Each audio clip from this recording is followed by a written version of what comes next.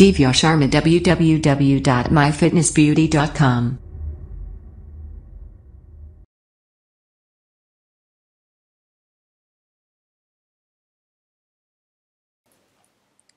Hello friends welcome to my YouTube channel. ਮੈਂ ਹਾਂ ਦਿਵਿਆ ਸ਼ਰਮਾ। ਅੱਜ ਮੈਂ ਤੁਹਾਨੂੰ ਦੱਸਣ ਜਾ ਰਹੀ ਹਾਂ ਕਿ ਜੇਕਰ ਤੁਹਾਡੀ ਵੀ ਛਾਤੀ 'ਚ ਜਮਾਵ ਹੈਗਾ ਯਾਨੀ ਕਿ ਖਾਂਸੀ ਜ਼ੁਕਾਮ ਹੈਗਾ, ਬਲਗਮ ਜੰਮੀ ਹੋਈ ਹੈ ਤੇ ਉਹਦਾ ਬੜਾ ਹੀ ਆਸਾਨ ਤੇ ਬੜਾ ਹੀ ਈਜ਼ੀ ਜਿਹੇ ਇਲਾਜ ਨੇ ਜਿਹੜੇ ਕਿ ਅੱਜ ਆਪਾਂ ਇਸ ਵੀਡੀਓ 'ਚ ਗੱਲ ਕਰ ਰਹੇ ਹਾਂ।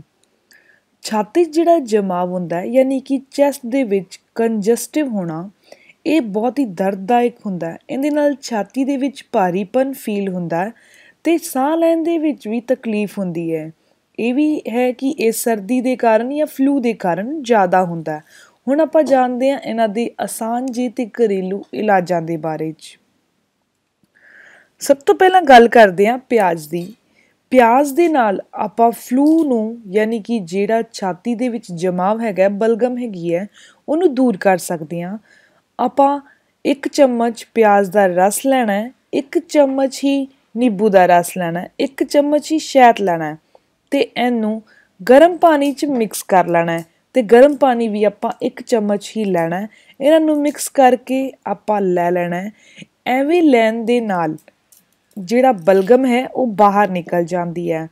ਤੁਸੀਂ ਕੀ ਕਰਨਾ ਹੈ, ਪਿਆਜ਼ ਨੂੰ ਤੇ ਨਿੰਬੂ ਦੇ ਰਸ ਨੂੰ ਤੇ ਪਾਣੀ ਨੂੰ ਗਰਮ ਕਰਨਾ ਹੈ, ਲੇਕਿਨ ਸ਼ਹਿਦ ਨੂੰ ਉਸ ਤੋਂ ਬਾਅਦ ਮਿਕਸ ਕਰਕੇ ਲੈਣ ਨਾਲ ਇਸ ਮਿਸ਼ਰਣ ਨੂੰ ਜਦੋਂ ਆਪਾਂ ਮਿਸ਼ਰਣ ਤਿਆਰ ਕਰਾਂਗੇ ਗੁਨਗੁਨਾ ਹੋ ਜਾਏਗਾ, ਕਿਉਂਕਿ ਜਿਵੇਂ ਸ਼ਹਿਦ ਪਾਵਾਂਗੇ ਇਹ ਸਾਰੀ ਚੀਜ਼ਾਂ ਗਰਮ ਹੋਣਗੀਆਂ। ਨਿੰਬੂ, ਪਿਆਜ਼ ਦਾ ਰਸ ਤੇ ਪਾਣੀ 1-1 ਚਮਚ ਹੋਏਗਾ ਤੇ ਜਿਵੇਂ ਸ਼ਹਿਦ ਮਿਕਸ ਕਰਾਂਗੇ ਗੁਨਗੁਨਾ ਹੋ ਜਾਏਗਾ। ਇਹਨੂੰ ਲੈਣ ਨਾਲ ਅੰਦਰ ਦੀ ਬਲਗਮ ਜਿਹੜੀ ਹੈ ਉਹ ਬੜੀ ਹੀ ਜਲਦੀ ਖਤਮ ਹੋ ਜਾਂਦੀ ਹੈ।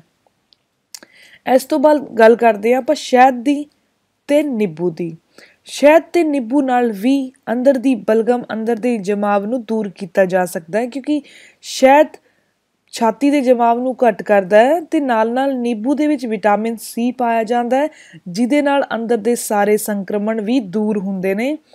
ਤੁਹਾਨੂੰ ਕੀ ਚਾਹੀਦਾ ਹੈ, 1 ਗਿਲਾਸ ਗੁਨਗੁਨਾ ਪਾਣੀ ਲੈਣਾ ਹੈ, ਉਹਦੇ ਵਿੱਚ ਸ਼ਹਿਦ ਤੇ ਨਿੰਬੂ ਮਿਕਸ ਕਰ ਲੈਣਾ ਹੈ ਤੇ ਉਹਨੂੰ ਚਾਹ ਵਾਂਗੂ ਲੈ ਲੈਣਾ ਹੈ, ਯਾਨੀ ਚਾਹ ਵਾਂਗੂ ਹੀ ਪੀਣਾ ਹੈ। ਉਹ ਇੰਨਾ ਗਰਮ ਹੋਵੇ ਕਿ ਚਾਹ ਵਾਂਗੂ ਪੀਤਾ ਜਾਏ। ਐਵੇਂ ਪੀਣ ਨਾਲ ਅੰਦਰ ਦੀ ਬਲਗਮ ਆਪਣੇ ਆਪ ਨਿਕਲ ਜਾਂਦੀ ਹੈ। ਇਸ ਤੋਂ ਬਾਅਦ ਗੱਲ ਕਰਦੇ ਹਾਂ ਸਟੀਮ ਦੀ, ਯਾਨੀ ਕਿ ਭਾਫ਼ ਲੈਣਾ। ਤੁਹਾਨੂੰ 1 ਕਟੋਰੇ ਦੇ ਵਿੱਚ ਗਰਮ ਪਾਣੀ ਲੈਣਾ ਤੇ ਉਹਦੇ ਵਿੱਚ ਤੁਸੀਂ ਪੁਦੀਨੇ ਦਾ ਤੇਲ ਪਾ ਦੇਣਾ। ਜਿਵੇਂ ਹੀ ਪੁਦੀਨੇ ਦਾ ਤੇਲ ਪਾਵਾਂਗੇ ਉਸ ਤੋਂ ਬਾਅਦ ਟਾਵਲ ਲੈ ਕੇ ਸਟੀਮ ਲੈਣੀ ਹੈ। ਸਟੀਮ ਲੈਣ ਨਾਲ ਅੰਦਰ ਦਾ ਜਮਾਵ, ਅੰਦਰ ਦੀ ਬਲਗਮ ਬੜੀ ਹੀ ਜਲਦੀ ਬਾਹਰ ਆ ਜਾਏਗੀ। ਉਸ ਤੋਂ ਬਾਅਦ ਗੱਲ ਕਰਦੇ ਹਾਂ ਕੈਫੀਨ ਦੀ। ਕੈਫੀਨ ਯਾਨੀ ਕਿ ਬਲੈਕ ਕੌਫੀ ਵੀ ਬਲਗਮ ਨੂੰ ਬਾਹਰ ਨਿਕਾਲਣ ਦੇ ਵਿੱਚ ਬਹੁਤ ਜ਼ਿਆਦਾ ਕਾਰਗਰ ਹੈ। ਜਿਨ੍ਹਾਂ ਨੂੰ ਵੀ ਸਾਹ ਲੈਣ 'ਚ ਤਕਲੀਫ ਹੁੰਦੀ ਹੈ, ਜ਼ੁਕਾਮ ਹੋ ਰਿਹਾ, ਖਾਂਸੀ ਹੋ ਰਹੀ ਹੈ ਤੇ ਬਲਗਮ ਜੰਮੀ ਹੋਈ ਹੈ, ਉਹਨਾਂ ਨੂੰ 1 ਦਿਨ ਦੇ ਵਿੱਚ 3 ਵਾਰੀ ਬਲੈਕ ਕੌਫੀ ਪੀਣੀ ਚਾਹੀਦੀ ਹੈ। ਬਲੈਕ ਕੌਫੀ ਪੀਣ ਨਾਲ ਅੰਦਰ ਦਾ ਜਮਾਵ ਦੂਰ ਹੋ ਜਾਏਗਾ, ਯਾਨੀ ਬਲਗਮ ਦੂਰ ਹੋ ਜਾਏਗੀ। ਉਸ ਤੋਂ ਬਾਅਦ ਆਉਂਦਾ ਹੈ ਗਰਮ ਦੁੱਧ ਦੇ ਵਿੱਚ ਹਲਦੀ ਲੈਣਾ। ਹਲਦੀ ਨੂੰ ਐਂਟੀਬਾਇਓਟਿਕ ਕਿਹਾ ਜਾਂਦਾ ਹੈ, ਇਸ ਕਰਕੇ ਇਹ ਬਹੁਤ ਸਾਰੀਆਂ ਔਸ਼ਧੀਆਂ ਦੇ ਵਿੱਚ ਵੀ ਕੰਮ ਆਉਂਦੀ ਹੈ ਤੇ ਇਹਦੇ ਗੁਣ ਵੀ ਬਹੁਤ ਜ਼ਿਆਦਾ ਨੇ।